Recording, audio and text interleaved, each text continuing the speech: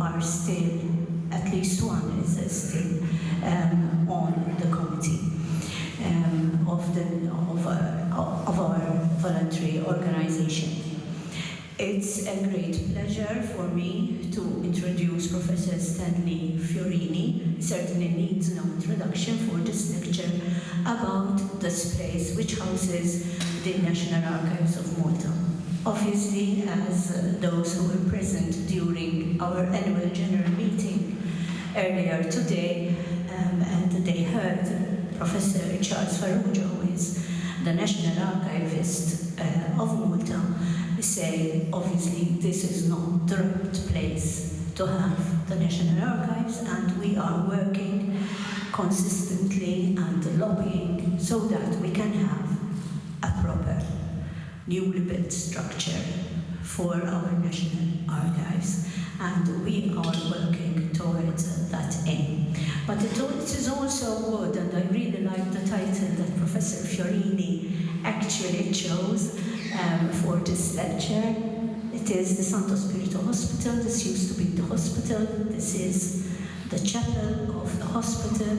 And if you look at the balconies up above you, those were the places from where the patients used to follow the liturgical functions held in this chapel. And I really liked this phrase, 600 years of continued service to the community. And I'll be telling you that after a while after the lecture, but I would like to invite you to also after the lecture take a look at the documents at the back of the chapel, where we are exhibiting a few documents about the hospital, the Santo Spirito Hospital. So, without further. Hello, George.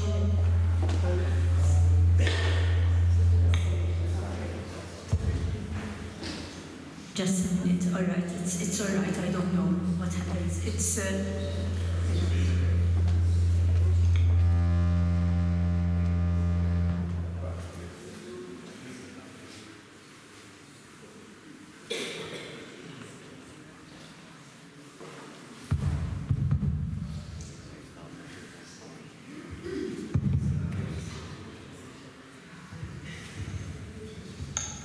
So I leave you in much better hands. Professor Stanley Fiorini.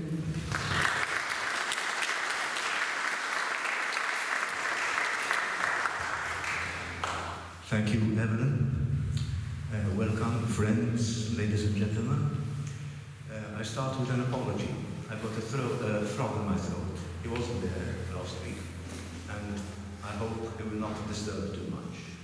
Am I heard at the back? Yes. Thank you. Well, 37 years ago, I was standing right here during the launch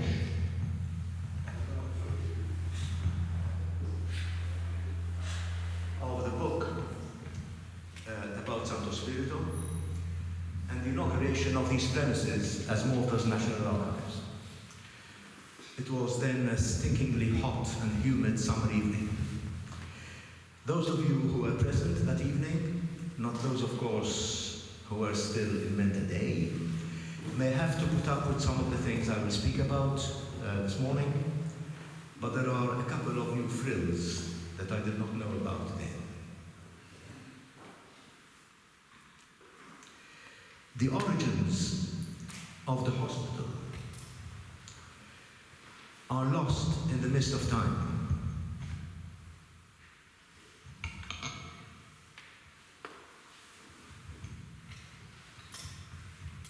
But they certainly go back at least to the 14th century.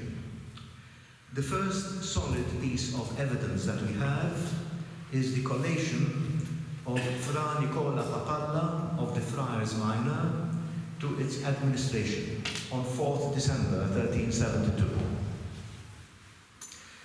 The year 1372 was certainly not the date of the first collation of this kind. The document describes the post as ad presens vacat, which means that others before Nicola Papalla had held that position. Certainly not another Papalla called Paolo, whose existence is not proved by engraving the name in bronze on a marble plaque. Furthermore, later documentation reveals that certain large tracts of land, some 1,500 tumina on Gozo alone, which is what you're seeing there, in the westernmost tip of Gozo, and several others, near Mosta, Tamlit, etc., were held jointly by the hospital and by the cathedral.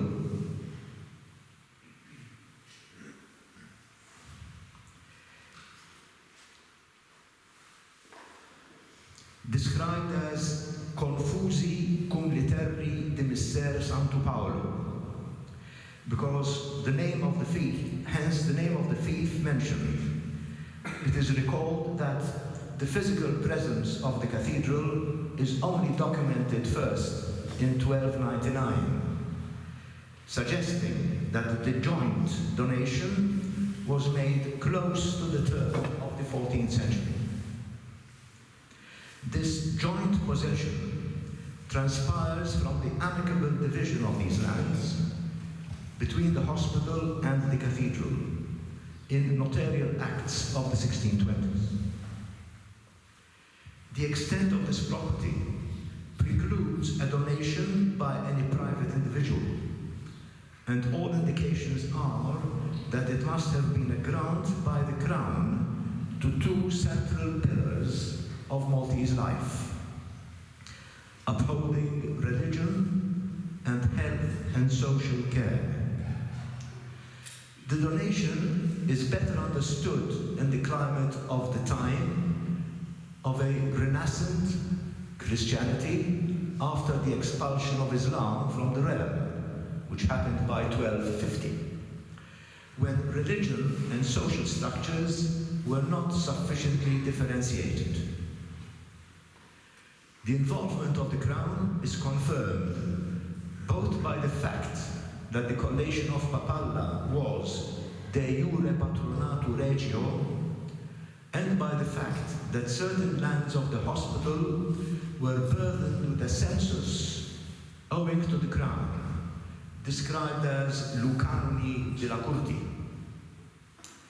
Furthermore, when in 1433 the hospital was being badly administered, it was the king, Alfonso the Magnanimous, who ordered the transfer of responsibility and administration to the universitas. Till then, it had been the Franciscan tertiaries who were responsible not only for the hospital, but also for the contiguous convent and its church. A triple complex you're seeing there: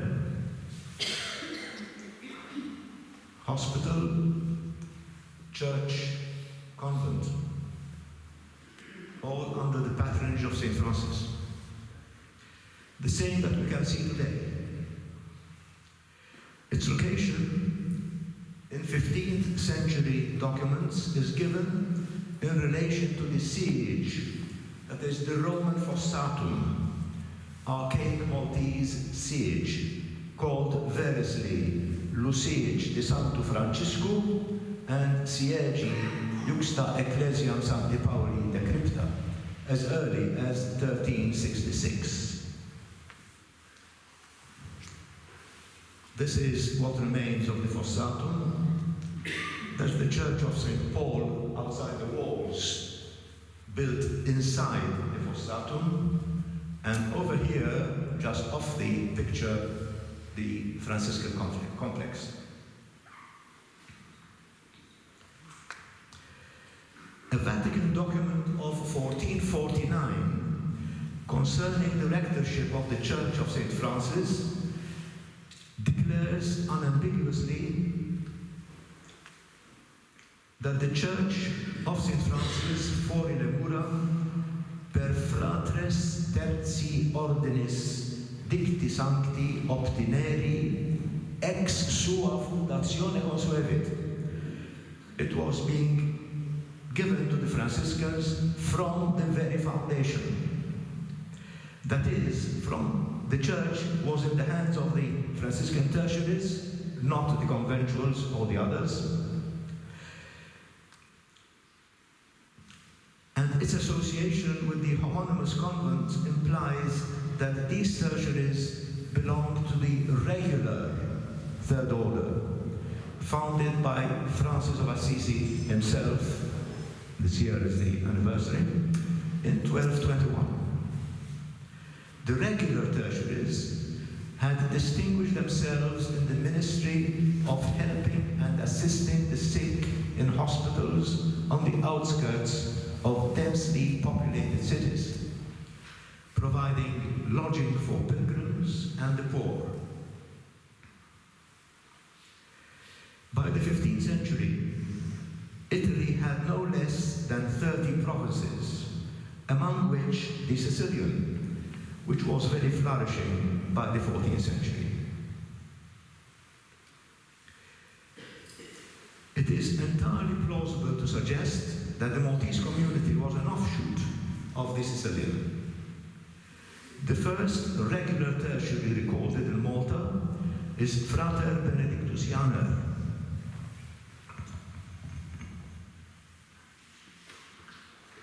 or Jenner, of Catalan origin, who held the Terre Santi Francisci, the wealthiest benefice in the Rollo de Mello of 1436, exceeding all other benefices except those of the cathedral dignitaries, and this amounted to no less than 35 uncie annually.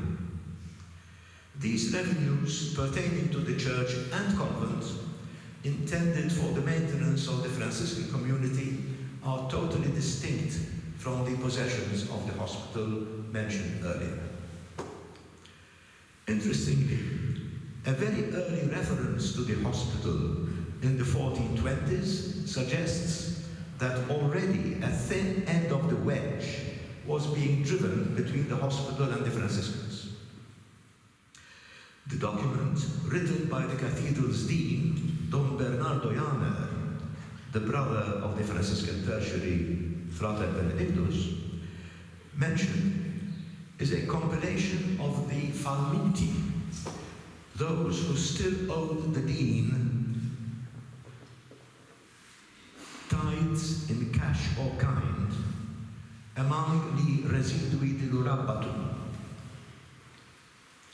There were the following two successive entries: Santo Francisco mai pagau, and Lu Ospitali di Santo Spirito oi di Sant'Anna. Can you believe it? Oi di Sant'Anna. This is something which only transpired from the last book I published on the tithes. Da quando lu appi presti Francisco mai. There are various important points to note here. Further to the riddle posed by the multiplicity of the hospital's names, Santo Spirito, San Francesco, Sant'Anna, can this ambiguity in name be interpreted as an early attempt to edge out the Franciscans? This strange connection with Sant'Anna becomes clearer later. I will come back to it. This is further confirmed by the fact that at the time it was Presti Francisco who never paid his tithes, who was administering the hospital. Now, Presti Francisco was not a Franciscan, nor was he a cathedral canon. He was a diocesan priest, surnamed Sillato, parish priest of Zerbuch till 1446, who was still active till 1467. This time coincided with King Alfonso's intervention in 1433, I mentioned, to make a clean break with all the earlier religious links of the hospitals in the plural. presumably both San Francesco and that of San Pietro in Edina, mentioned in a will of 1418, and to transfer the responsibility to the jurors of the universitas because they were being badly managed. Regarding the hospital's name,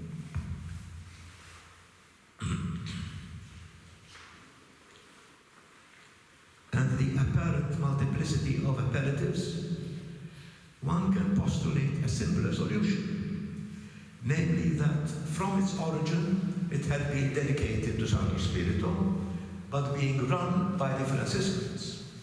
People refer to it by either name. Compare, for example, for instance, today's references to the Church of Valletta, Knisja tal Porto Salvo il Belt, also known as Tad Dominicani. And you mention one or the other, you're equally understood. Alfonso's letter highlights various interesting features, including first, the obligation of the universitas to appoint two prodi viri as hospital procurators accountable to the jurors. Secondly, the fact that structural repairs to the building were urgently needed. Thirdly, the fact that the hospitals cared not only for the infirm, but also for resident paupers. And fourthly, the recognition by the Crown that the bishop had jurisdictional rights over the institution. The structural repairs at Santo Spirito were effected between 1494 and 1496. The Church not only exercised rights over the hospital through the regular visitations of the diocese by its bishop, but it is also evident in its control over its incomes. This is hardly surprising, given that, as seen, the lands of the hospital were held jointly with those of the cathedral. A concrete example of such control comes in 1455, when Pope Calixtus III, reacting to a petition by the Maltese citizens through the universitas, ordered the Archdeacon of the cathedral to suppress the Hospital of St. Peter in Edina and to establish in its stead the Benedictine Monastery of St. Peter that we see today, the financial support for which had to come from the revenues of the two hospitals, not only that suppressed of St. Peter within the city, but also that of St. Francis outside it. Until this year, the hospital was still being referred to officially as Hospital of St. Francis.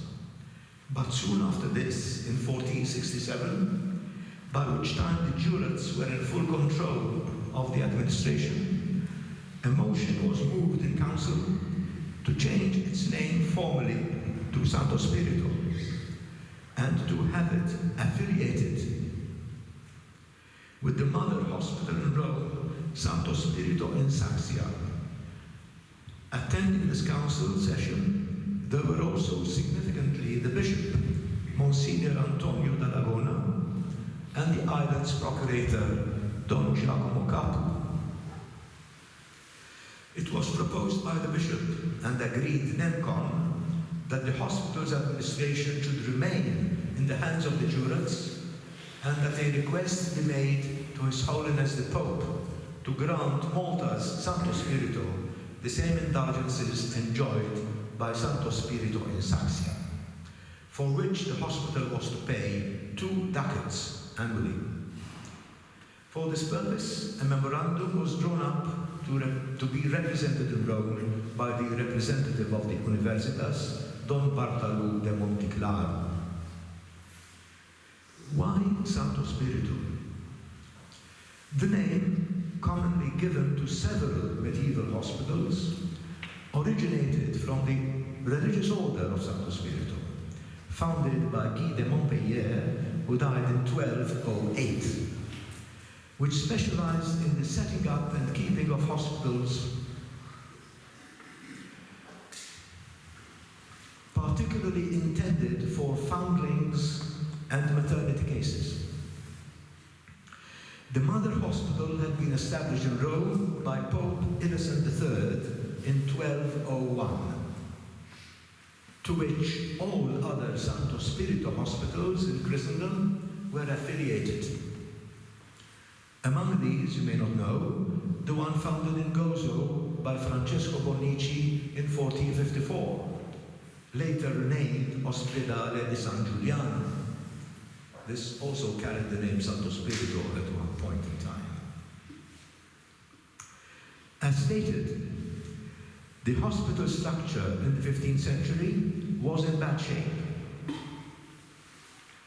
Works were undertaken for its habilitation between 1494 and 96, as described in minute detail in the books of accounts of those years drawn up by procurators Don Pietro Falzon and Peri Caruana.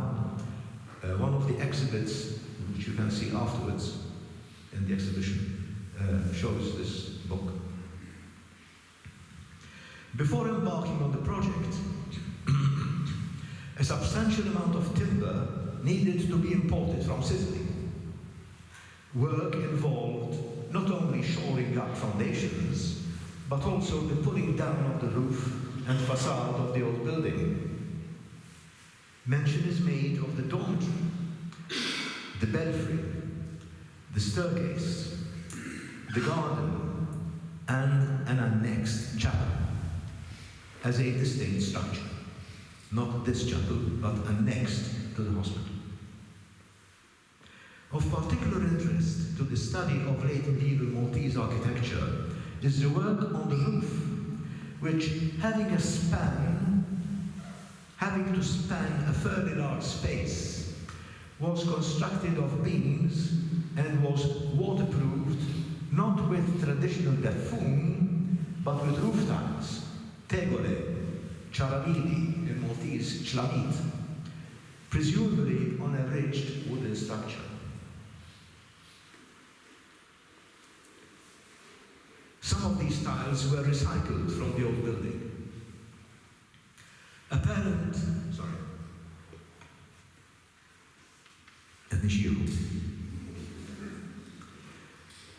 Others were imported, but others yet were locally produced.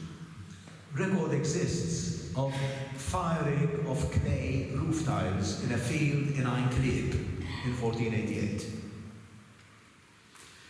The newly constructed building is recorded as being fully functional after 1500, for the first half of that century.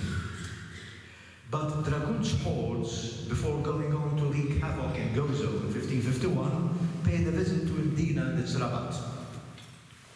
Destruction is recorded at St. Agnes and in the Dominicans' Priory, suggesting that the hospital may not have been spared altogether.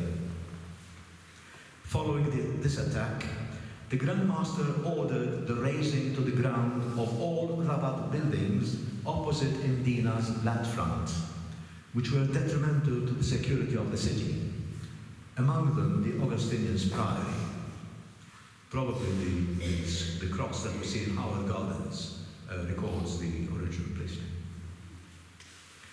The community was given lodging as best it could in Santo Spirito for 5 years, during which the hospital could not have functioned normally. Soon after that, another greater onslaught was experienced in 1565, as you all know, when it is known that the hospital had migrated to Mdina. A more peaceful rhythm of life was established by 1575, when Monsignor Duzina visited the institution. The apostolic visitor describes the chapel, which had 3 altars, whose main altar carried the image of the Holy Spirit, as housing 4 beds for the infirm, 2 per bed. And the procurators informed him that the sick, for some reason, had been so accommodated in the chapel and never in the adjoining Magna Domus cum Vilidario. Duzina was not impressed by what he saw, noticing that no written constitutions regulating the hospital existed and that the place was run in an ad hoc fashion, according to the whim of its procurators. Before leaving the island, Dusina drew up a set of ordinaciones for the correct management of the hospital, including first, the provision of a proper dormitory with a wooden pavement, not in the chapel, but including an altar at one end, and room for 8 fully equipped beds, including sufficient cover during cold nights. Secondly, regulations for the continued reception of foundlings and, as in former days, with providing them with wet nurses, noting the date of the reception, the duration of their stay at the hospital's expense, that they are to be taught a craft when of age, and the keeping of a follow-up of the progress. This brings us to the activities undertaken by the hospital that Dusina refers to in former days. The reception of foundlings, esposti, and creaturi gittati or gittatini, known later in society by the appellative as pitalis pitar, not the same as the surname Spiteri, as often commonly asserted. It's well documented in detail.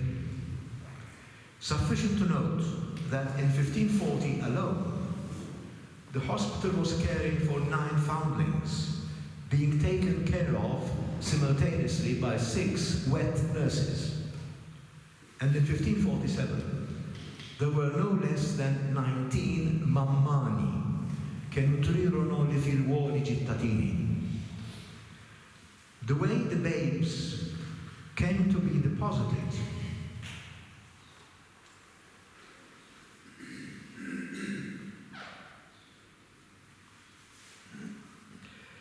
with the hospital, often anonymously, varied. The case of a creatura gittata, in whose bandages were found 3 tari and 8 grani, a mere labourer's daily wage in 1544, is both poignant and revealing of the anguish entailed in many a similar decision. There is no evidence of the use of the ruota before Dusina's time, that rotating cot contraption that permitted the placing of an unwanted newborn babe safely and anonymously in the hospital. It was probably modelled on the ruota, the much larger one, ruota of Santo Spirito in Saxia. Of the Maltese ruota, all that remains today are the stone contours of 2 window niches, the older ruota in the internal chapel facade, and the more recent one in the external street wall. In the Conti, the books of accounts, of recurrent expenditure from the pre-1550 years, we also have evidence how the hospital sustained paupers, both resident and non-resident.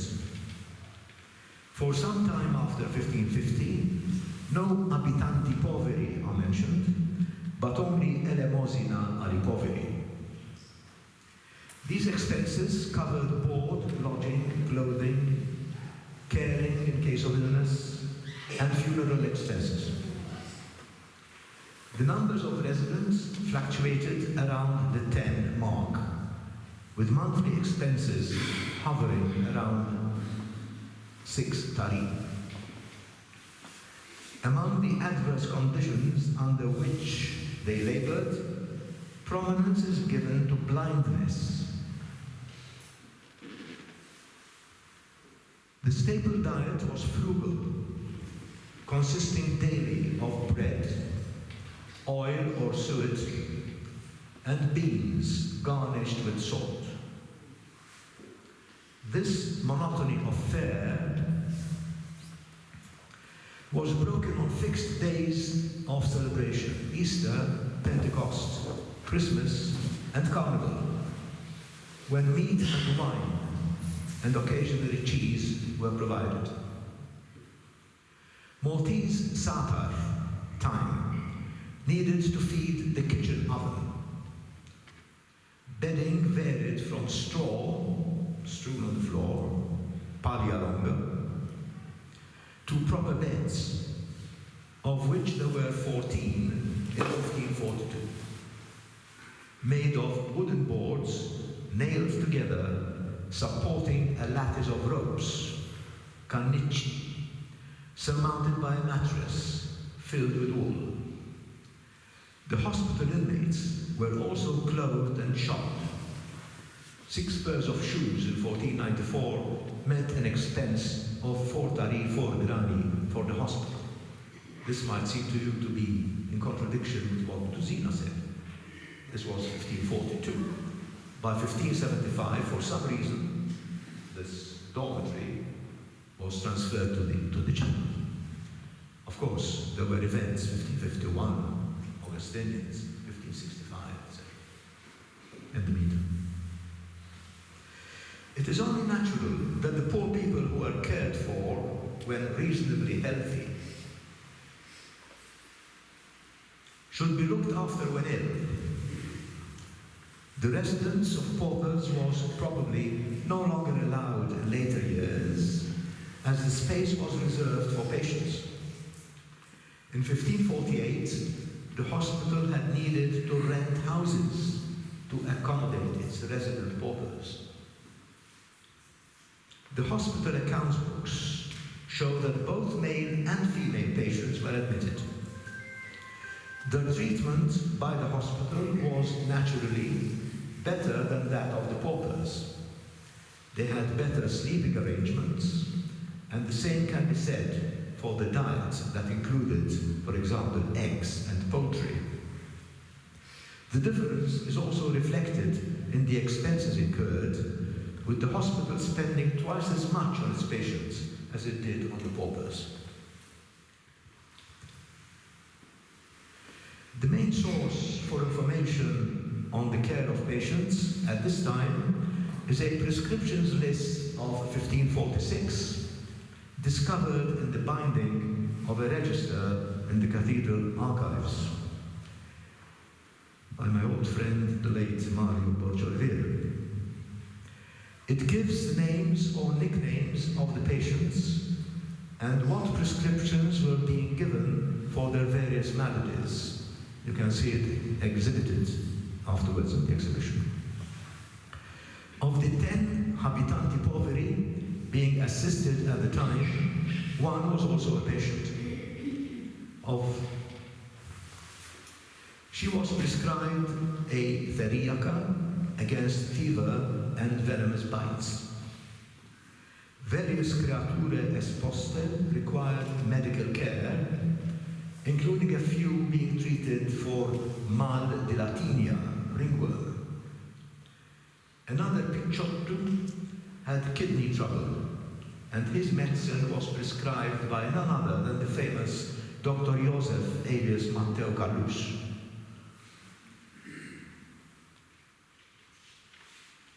The surgeons, 2 surgeons, are encountered working for the hospital at this time. Mastro Giovanni Ferriolo and Mastro Rainelli Bonello. The patient's background was mixed, indeed. Some are known to have come from Mosta and Nashar, others yet from Gozo. There was a priest next to a prostitute suffering from the morbo gallico, venereal disease, a friar's son, and other children, and possibly violent persons who had suffered injuries. Mental cases were also entrusted by the universitas to the hospital's care, albeit not living on the premises. But their supervised residence was the Fossa al Burgu, probably in Birgu or some ditch where they were dumped. Besides the ones mentioned, illnesses that can be deduced from the medicines prescribed include respiratory ailments, including catarrh and suppurating wounds.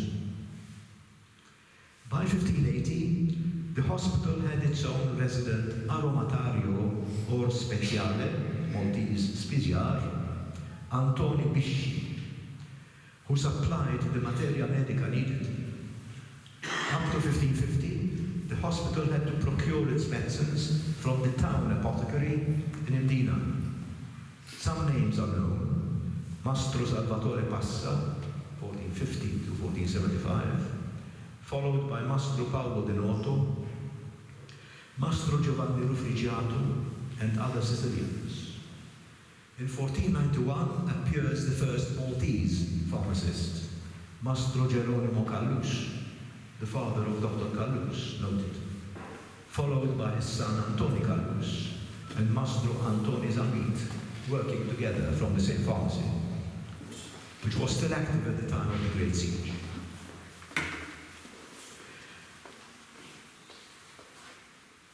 The jurisdictional right of the bishop to visit the hospital is already in evidence before Dusina. The visitation reports of Monsignor Domenico Cubelius are lost, but excerpts relating to some institutions, including Santo Spirito, very fortunately, kept for the procurator's own personal records, have fortunately survived. Thus, when Cubelius visited the hospital on 18th June 1555, he found among the furniture a rare sedia opera di Venezia, a chair. One doesn't hear about the chairs before this time, which came from Venice. He also provided the very interesting information of the existence of a small church of Sant'Anna, here she comes, annexed to the hospital chapel, which he ordered to be incorporated within the hospital buildings. This resolves the Sant'Anna riddle of the 1420s.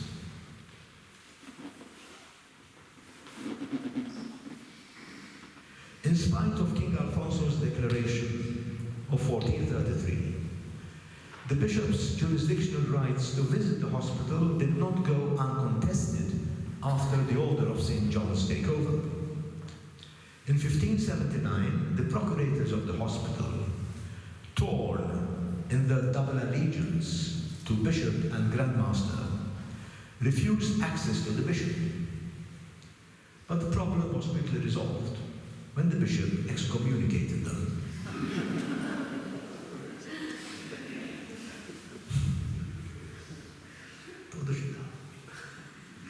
Later pastoral visitations become an important source of information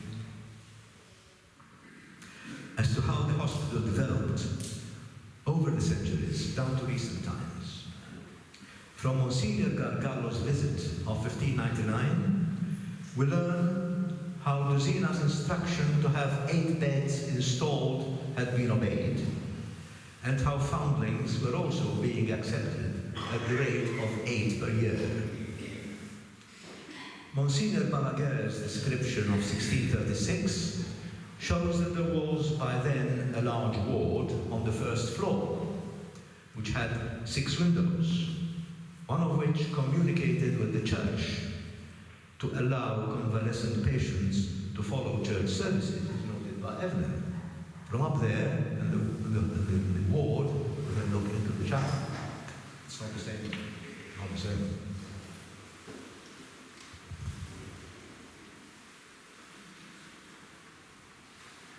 On the ground floor, then there was a spacious courtyard planted with ornamental trees and shrubs surrounding a well of fresh water. Paupers were being housed in some rooms surrounding the courtyard.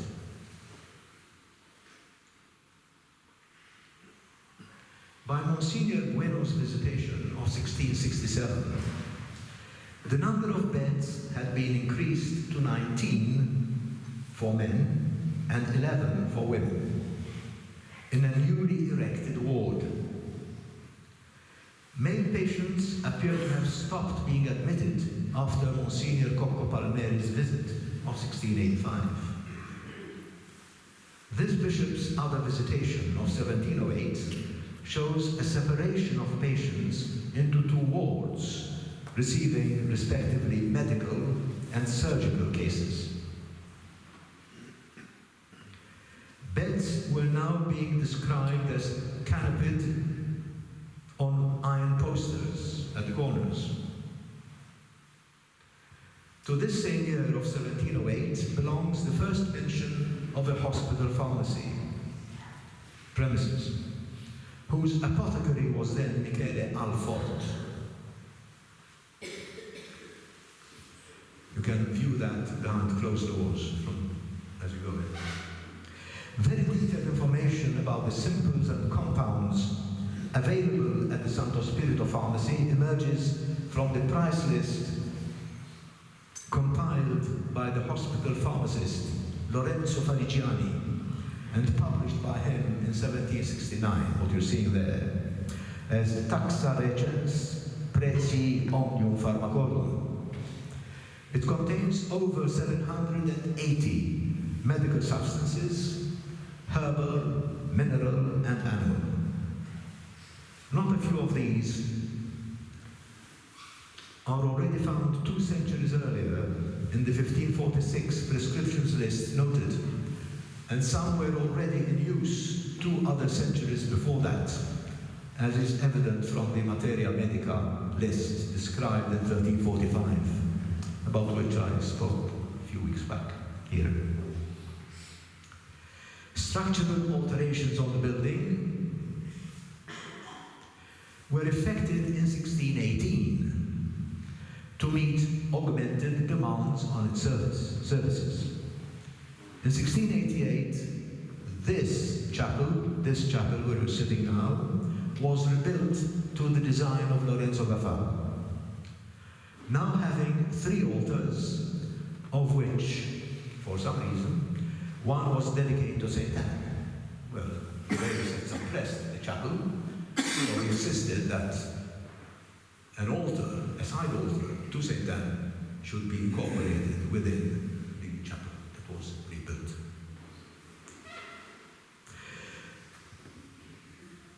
Another enlargement took place in 1729, now comprising 3 large wards to accommodate only country women above the age of 10, when the professional staff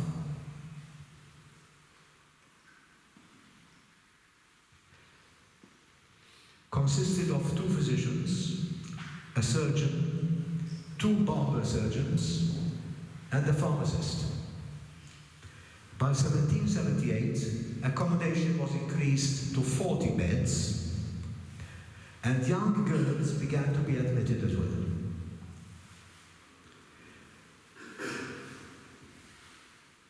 In 1795, non-destitute women, too, began to be admitted as paying patients.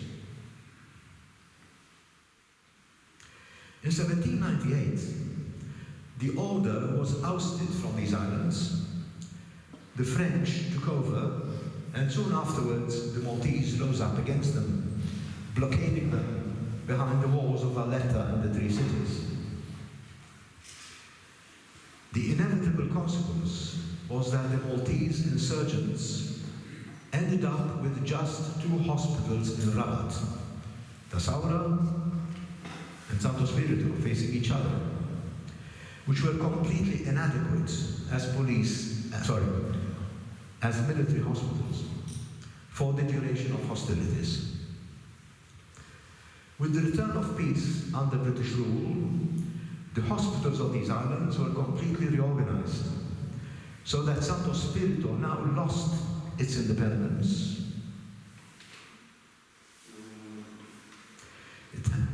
Which it had enjoyed for centuries. Complete effacement of Santo Spirito came about in 1883, when it became a mere annex to the General Hospital in Floriana as a sanatorium for convalescents. Nowadays, the police general headquarters. After more than 6 centuries of continued service to the Maltese and a period of neglect after that down to 1967, use for it was found again as these premises housing the National Archives in 1989. Interior ground floor. We still have a relic of the past, the water.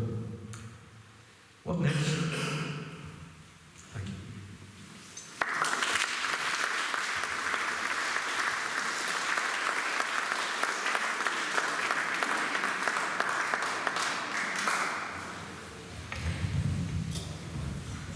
Thank you, Professor Fiorini, for sharing with us this rather detailed research about Santo Spirito. Are there any questions? Please feel free to ask, even if you would like to make a comment and, start a discussion about this. Do you enjoy it? That's great. Right? They understood you completely, Professor Fiorini. Thank you. Yes? What happened to the endowment? The lands? The lands? That belong The endowment. So that's a question here. Right. Yeah. Yeah. So the land, the endowments, okay? What happened to them? So once the universities took over, were they transferred to their ownership? And what happened to them in the long run? There were two sets of lands, right? Those belonging to the friars